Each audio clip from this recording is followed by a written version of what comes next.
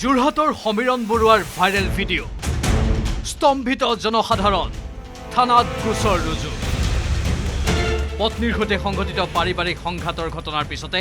যোৰহাট উন্নয়ন প্ৰাধিকৰণৰ কৰ্মচাৰী সমীৰণ বৰুৱাৰ আন এক ভাইৰেল ভিডিঅ'ই বিভিন্ন মহলত সৃষ্টি কৰিছে তীব্ৰ প্ৰতিক্ৰিয়া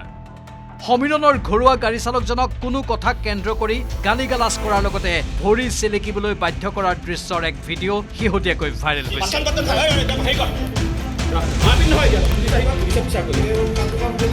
ইয়াৰ ভিডিঅ' ৰেকৰ্ডিং কোনে কৰিছিল সেয়া জানিব পৰা হোৱা নাই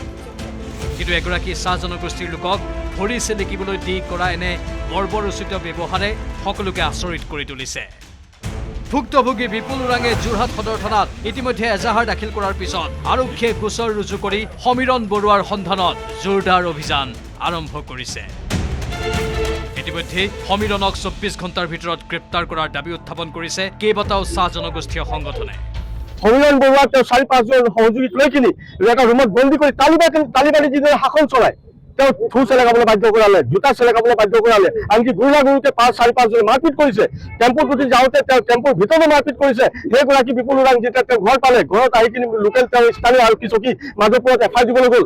কিন্তু মাধৱপুৰ আৰক্ষীয়ে এফআই গ্ৰহণ নকৰিলে 24 ঘণ্টাৰ ভিতৰত কিন্তু সমীৰণ বৰুৱা ওৰফে তেওঁ সহযোগী 4-5 গৰাকীক এৰেষ্ট কৰিব লাগিব কাৰেক্ট কৰিব লাগিব আইনৰ ব্যৱস্থা গ্ৰহণ কৰিব লাগিব কঠোৰ ব্যৱস্থা গ্ৰহণ কৰিব লাগিব ইতিমধ্যে ঘটনা সন্দৰ্ভত জেডিএৰ কৰ্মচাৰী সমীৰণ বৰুৱাৰ ওপৰত বিভাগীয় তদন্তৰ নিৰ্দেশ দিছে যোৰহাট জিলা আয়ুক্তই সমান্তৰালকৈ সমীৰণক দিয়া হৈছে কাৰণ দৰ্শোৱাৰ জাননী